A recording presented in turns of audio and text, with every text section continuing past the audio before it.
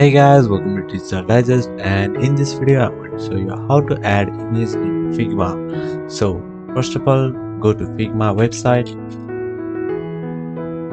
Alright, so once you're here, all you have to do is log into your account, and after that you have to start a project. So let's start any project. So just click here.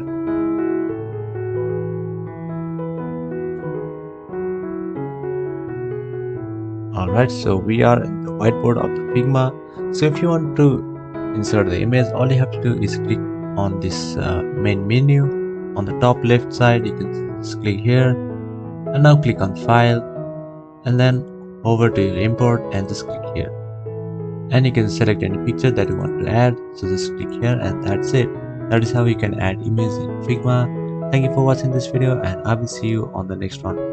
Also, don't forget to subscribe to our channel for more videos like this.